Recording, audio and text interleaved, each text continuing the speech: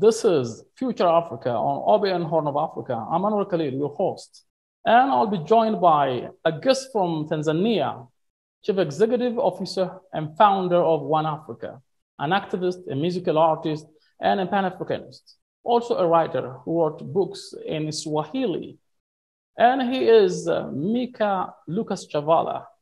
Welcome. Thank you so much. Thank you for having me. Let me ask you a question that goes to your Twitter. The picture at the back of your page, the Twitter page, is a very old and historical picture, including, I should say, founders of the African Union.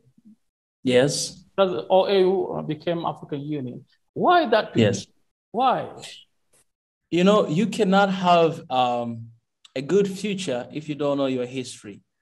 You cannot have a future at all if you don't look back to the past. And I have that picture because it reminds me of these heroes in Africa who fought for our independence and make sure that we are where we are today. And where we are right now, it's our responsibility, Africans, to do actually the same thing, even more, to save the future of our children later in the past. And that's why I have that picture, because every single time I go to the social media, it reminds me of something greater, that I'm fighting for something that is higher than myself. I'm fighting for my people. I'm fighting for Africa. That's why I have that picture there.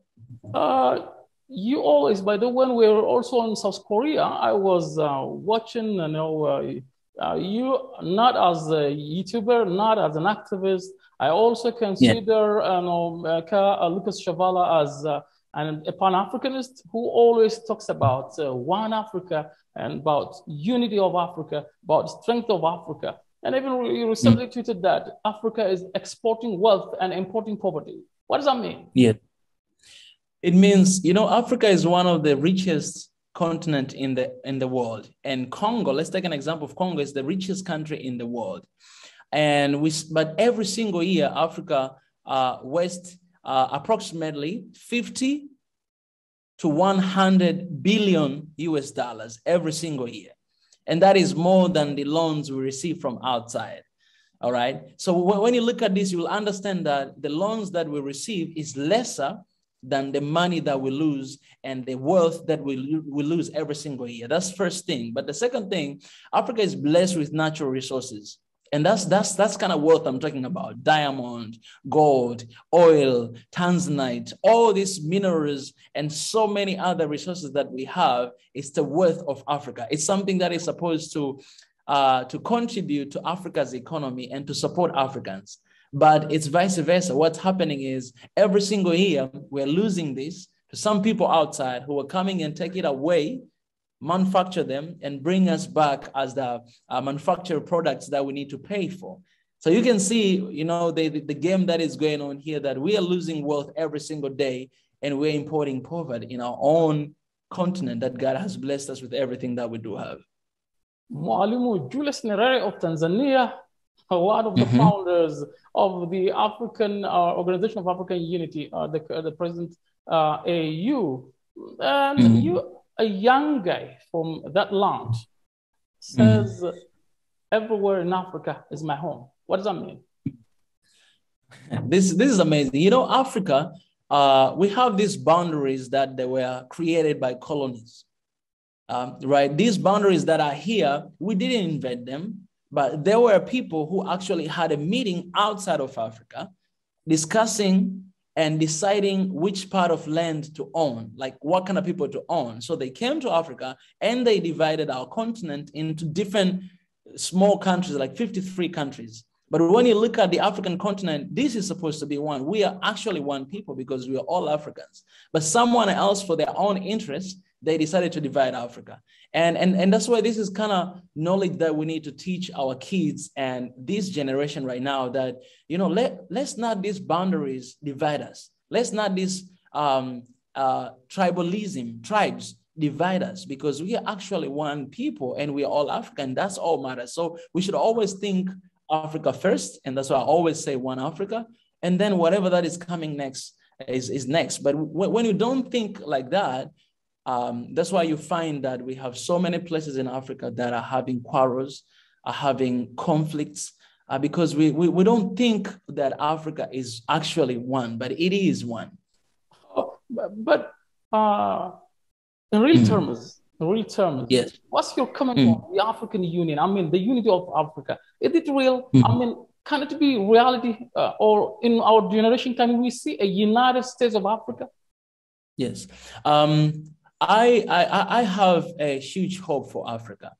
And my wish and my dream is to be one Africa before I'm gone. That's my hope.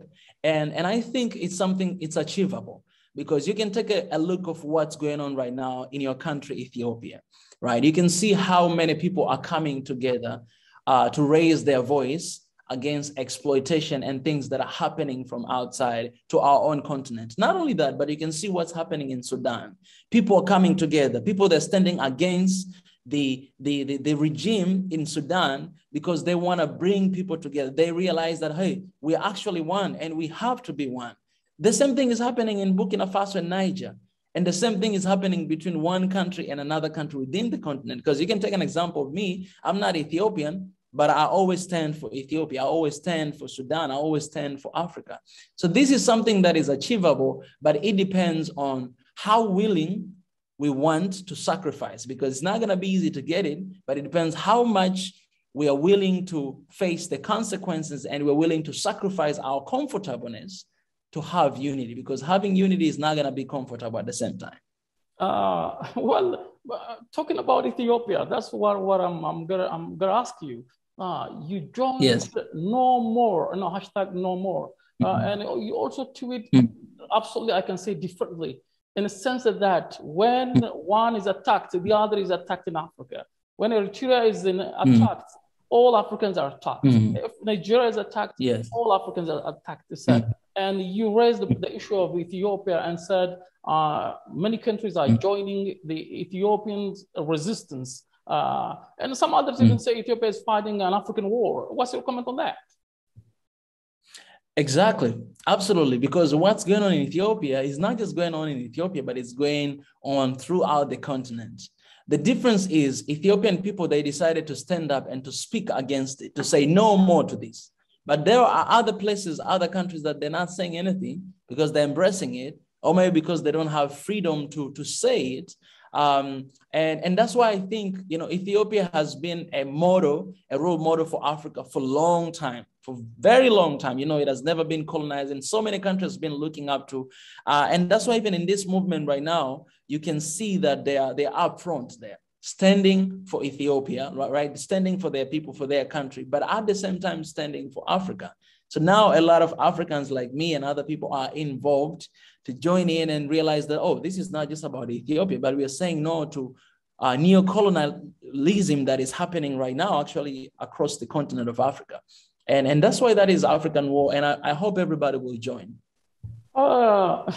Recently, even you used your box guitar and sang "Pray for Ethiopia." Why praying for Ethiopia? That's a good question. I'm a believer. I'm a Christian and I love Jesus. And I believe that in this fight is not just physical fight. I believe it's a spiritual fight. And a lot of time, like I'm trying to look at our ancestors, how they fought for Pan-Africanism and how they fought for unity. One thing that I think it was almost lacking is God being at the center of this fight, right? And that's why me right now, and I'm inviting all the current generation right now to actually include God in the fight, because we as Africans, we believe in God, regardless of our religions. We have different religions, we have different beliefs, but we believe in Almighty God. And why don't we come together and to pray for our brothers and sisters in Ethiopia who are going through, this situation right now, or Sudan, or Tanzania, or Kenya. And I believe that when we put God at the center, then everything else is possible, because some other fights, we cannot really do anything. Like human being, we have limits. We cannot change situation. We cannot force people to be united. But sometimes we need to remind them that, hey, God who created you, he created you to be one. Why are you fighting? Why you're not united? That's why I always pray for Ethiopia and for Africa as well. And Mika Lucas Chavala recently also, because that's a very important thing to be talked about, the recent things. You wrote a letter to President of France, Emmanuel Macron. I read Yes. both in French and English about Niger and other parts of, specifically about Niger that you read, or which you say Niger. Why that? And what was the response of the president? Actually, until right now, I didn't get any response from him, but that really came out of a huge frustration of my people. Niger people, or like any African country, any African people are my people. And, you know, when we lost those 3 brothers in Niger who were killed by French troops, it really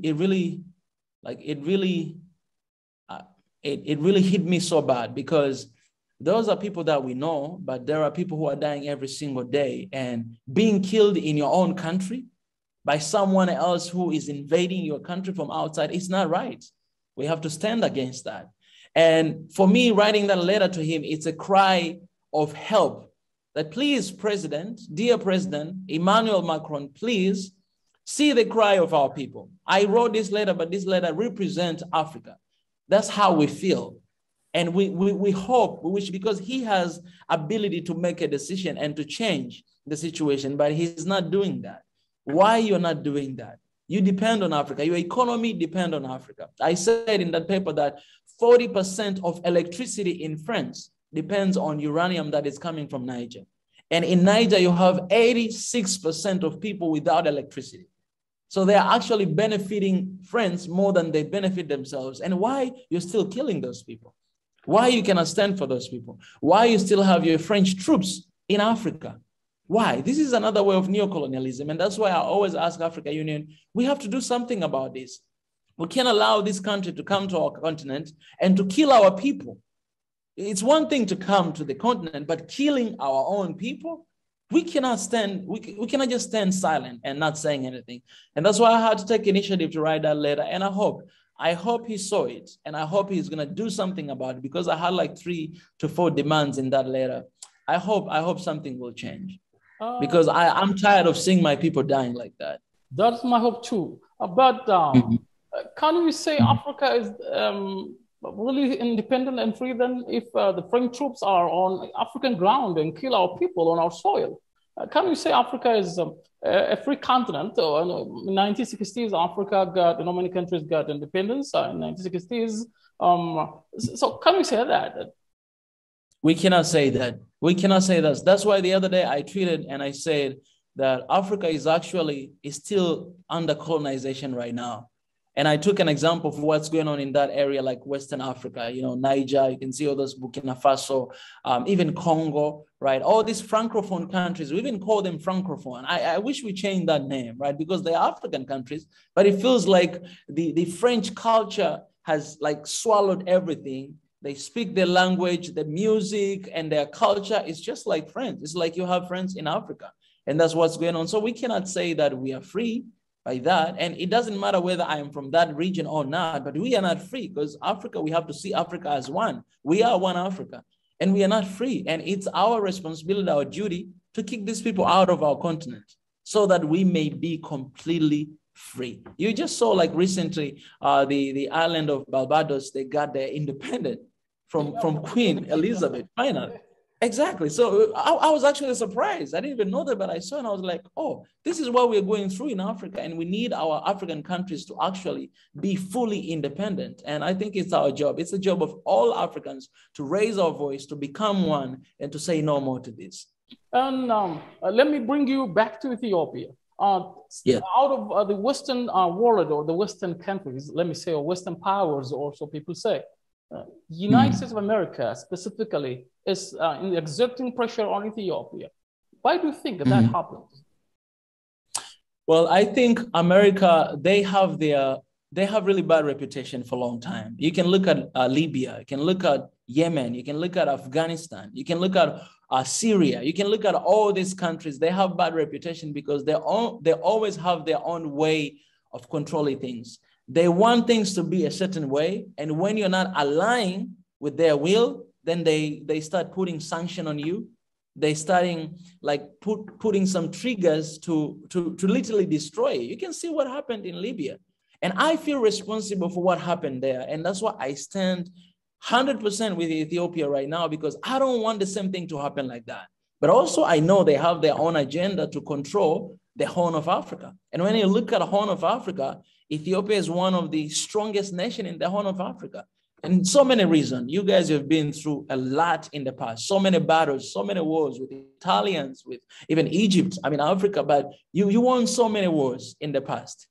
And they know, not only that, but the population of Ethiopia is the second country in Africa. It has a lot of power. It has a lot of people. It has a lot of richness in culture because it was never colonized. So when you want to look at the African culture, you have to go to Ethiopia because that culture is not, it has not been like manipulated. It has not been like, there's no other spices from outside culture, but it's a real thing.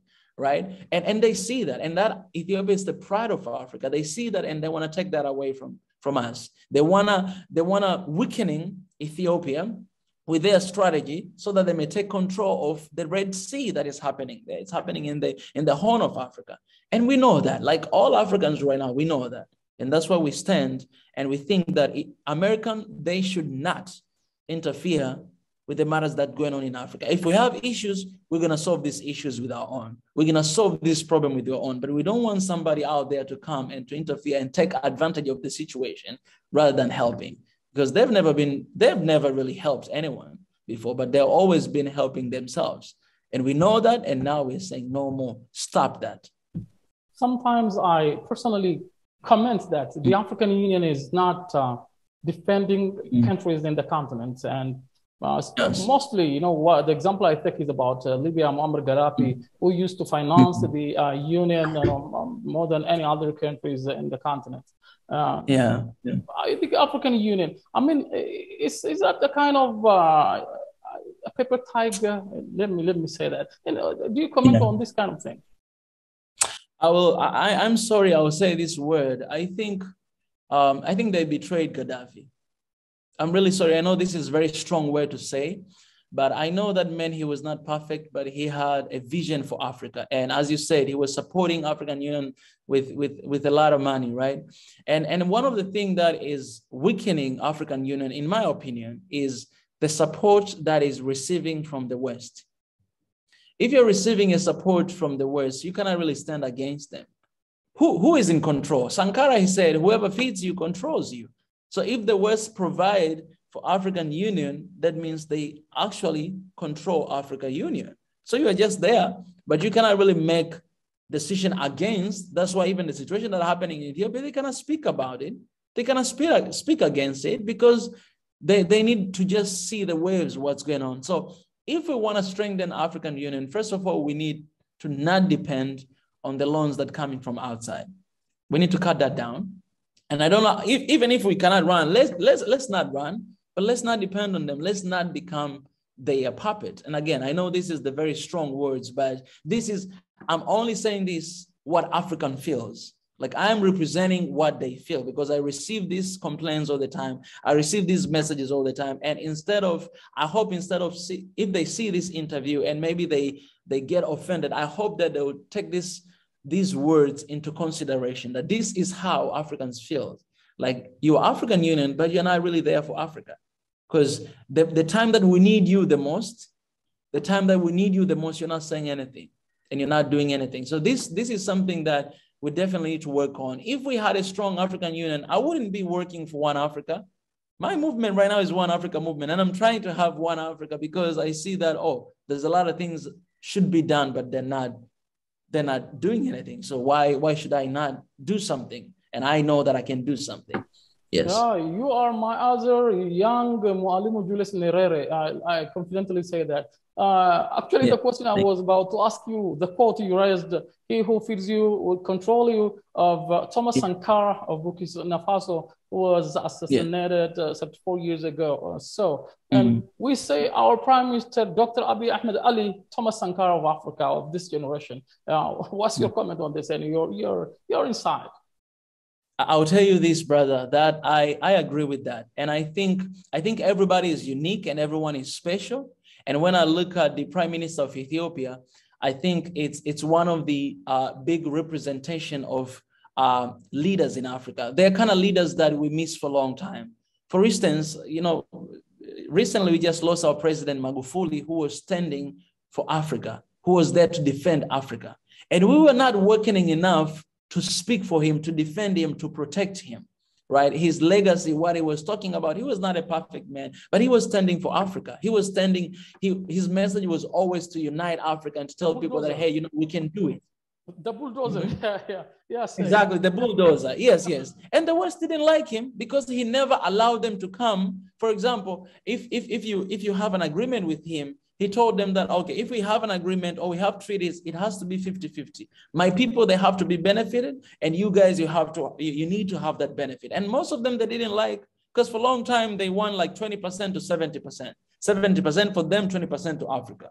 But he said no. He kicked out a lot of international companies because they were just violating and exploiting African people. That is about him. But Africa, it was like we were not working enough until the time it was gone. Then we started to say, oh my goodness, we miss Magufuli, we need the bulldozer.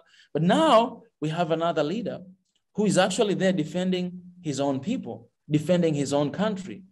He might not be perfect. I don't say that he's perfect. Every leader, any leader in this world, they're not perfect. You know, they make mistakes. But you have someone who has heart for the continent. Why should we not stand with him? And not only that, but he was elected democratically by the people, right? That's one of the reasons that we can actually support. We have to support, and we have to be proud of these leaders that we have in Africa who are actually doing good for the continent. And that's why I'm proud of him. Some people condemn him for heading for front lines. And he's actually gaining victories after victories, even capturing and recapturing, retaking different towns, including Dese and Kombolcha and others in the northern part of Ethiopia. I mean, what's wrong with his heading to the front line that people comment on? You know, first of all, I think, you know, the opinion of others should not do anything to us. They are jealous. They're jealous because their leaders will never do that. Name one leader that will do that. Biden will do that? No, he's a sleepy Biden. He cannot do that. Nobody can do that. I have not seen anyone who can do that. And that's why I have a huge respect for him. Before, I tried my best not to talk much about him because I didn't want to create division, because I knew that you always have people oppose you and people support you. So I wanted to be very careful with that. But then after that, after the time when he announced to go to the battlefield, I'm like, this man, he is ready to die for his own people. Anybody with the right mind should support that. This guy, he don't care that, okay, I'll go there, I will die, but let me die for my people, defending my country. Who can do that? There's no leader outside here can do that. And they're jealous and they don't want to acknowledge that. So they want to take him down. But they're not going to do that because Africa, we are working and we're going to stand with him. We're going to stand with him. We're going to defend him because we don't want to have the next Sankara or the next, you know, the bulldozer or something. No, we don't want to have that. Our good leaders, we want to keep them as long as we can so that we may see a different Africa at the end of the day. Even you tweeted on a picture of Dr. Abiy Ahmed Ali saying, a servant leader doesn't need a high ground to lead, and where he was sitting in the middle of the army.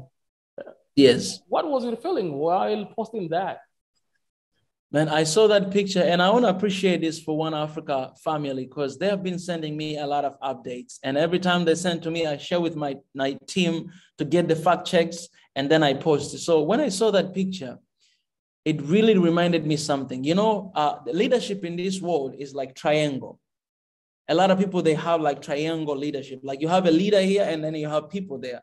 But the leadership is supposed to be triangle, but upside down. Like people first, and then you have to be down here serving people. Because leadership is about serving your people. And looking at that picture, it actually says everything about that. You can see that he's sitting down on the ground, and then there's a commander here trying to talk, trying to give information, and he's listening, right? And he is the prime minister of Ethiopia. They're supposed to listen to him, but he understands that here in this ground, I need to be under commander. and he's sitting there listening to what they're saying, listening to everything that he's saying, and go ahead. And that's why they're winning. That's kind of leadership we need. But for a long time, you know, we don't have that kind of leadership. Like leader in a country, and this, I want to send this message to everybody. Leader is not God, right? But for a long time, we feel like, oh, this person is God.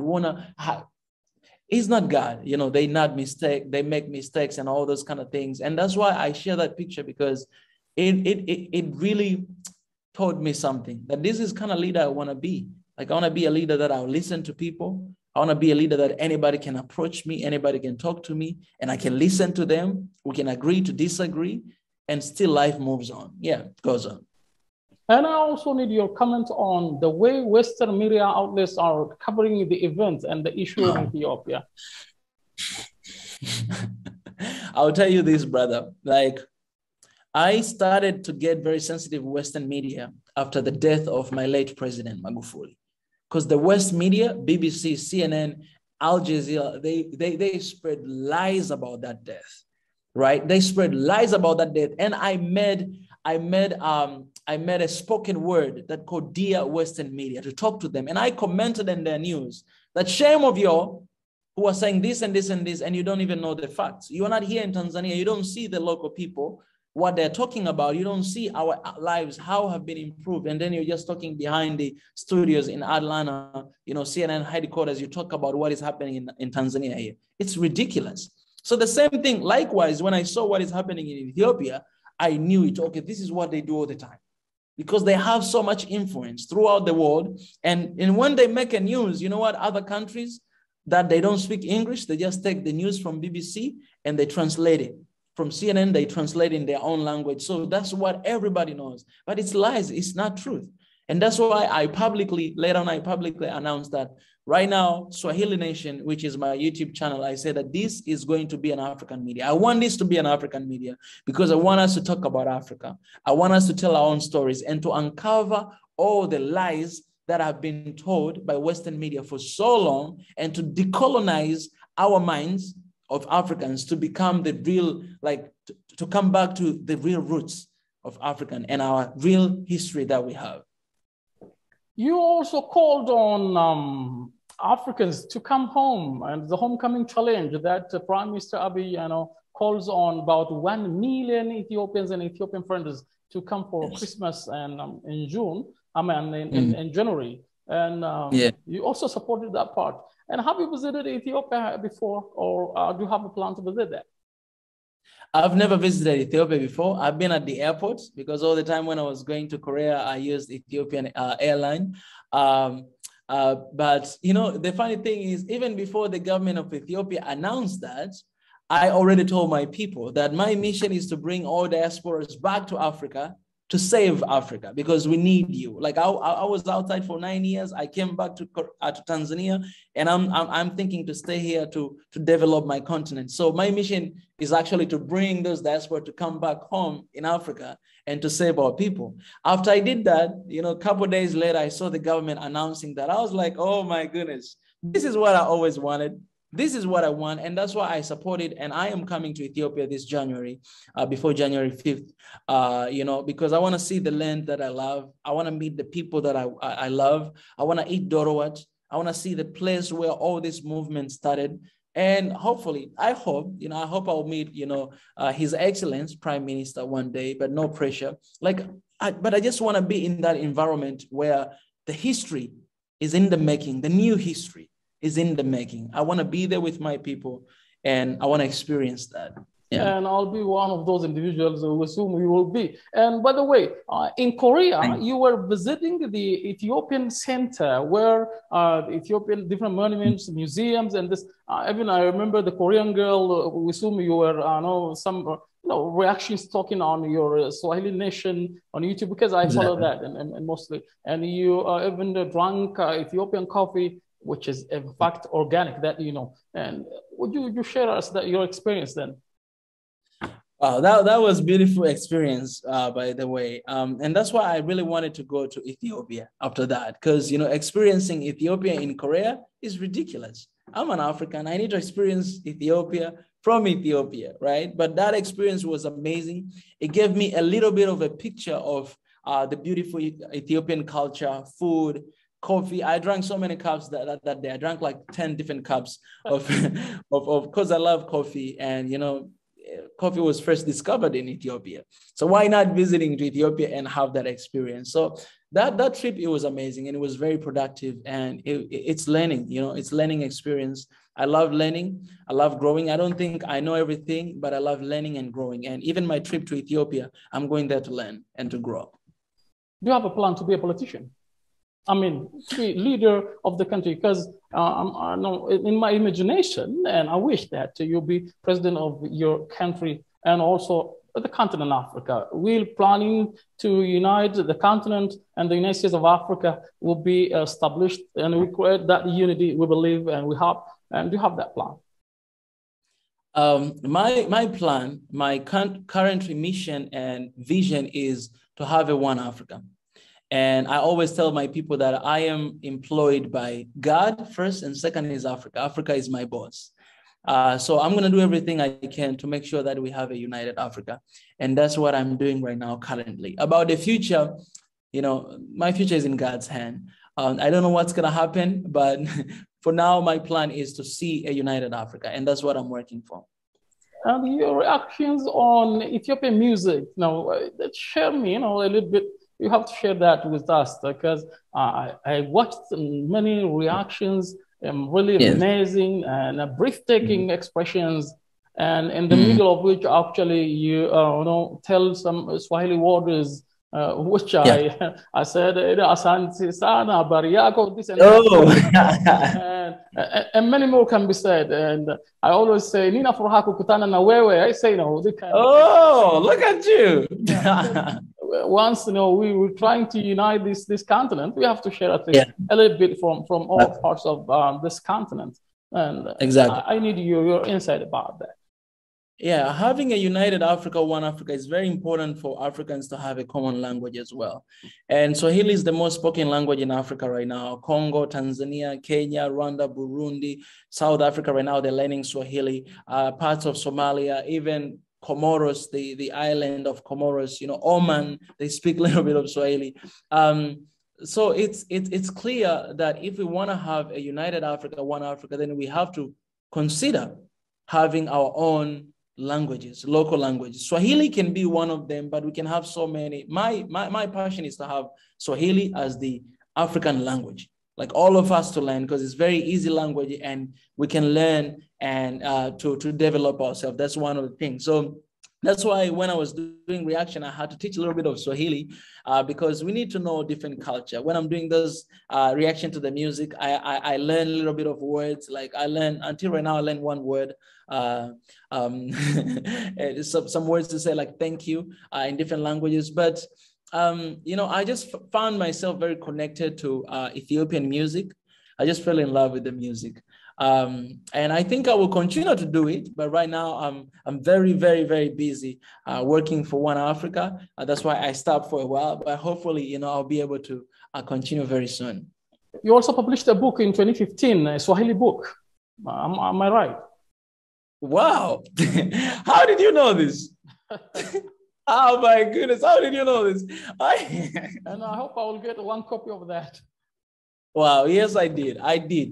In 2015, I published a book, which it went by the title called Ujue Mwaka 2015, which means Get to Know 2015. It was just a book about 2015, that year. It was pretty much like a prophetic book to talk about this 2015. What's the meaning of the number 5 and all those stuff. So that was the book about. That was the first one. Other books is just collaboration with other people. For example, we wrote a book, Swahili book, when I was in Korea to teach Swahili to Koreans. I did that with another teacher there. So yeah, but I'm thinking of writing more books in the future. Something which you think is left behind to be talked about? Honestly, for me, I would just say this to all my people, you know, in Ethiopia and Africa. First of all, thank you so much for the support. Even I want to appreciate you for having me here today. It means a lot. But most importantly, you know, Nyerere, Julius Kabagi Nyerere, he said in 1967 that without unity, there's no future for Africa. And unity will not make us rich, but it will make it difficult for Africans and Africa people to be disregarded and humiliated by others. And therefore, it will increase the capacity and ability and effectiveness into our decisions when we decide something. Because when Ethiopia decide, all Africa decide. When Tanzania decide, all Africans decide. So that's very important. And it's very important not to look at our differences, but to look at what we have in common. And what we have in common is we are all Africans. We're all Africans, and we all fight for the same thing. When you go abroad, people, they don't see me as Tanzanian. They see me as African. They just call, oh, you see those Africans? See those Africans? That's how they see us. Why can't we be united? Why can't we look past our differences, like tribes, religion? Why can't we look past that and fight for the same cause and protect the motherland of Africa? That's my message. Let's be one Africa. And Mika Lucas Chavala, thank you very much indeed. Really, I'm very, very happy to talking to you, and have a good time. Bye-bye. I appreciate it. Thank you so much. Dear viewers, I've been talking to Mika Lucas Chavala from Tanzania. He's a Pan-Africanist, author, and musical artist, and also founder and chief executive officer of One Africa, who preaches about unity of Africa, unity of Africans, and the prosperity of Africa is his wish. And thank you for watching. Thank you for joining us. Bye-bye.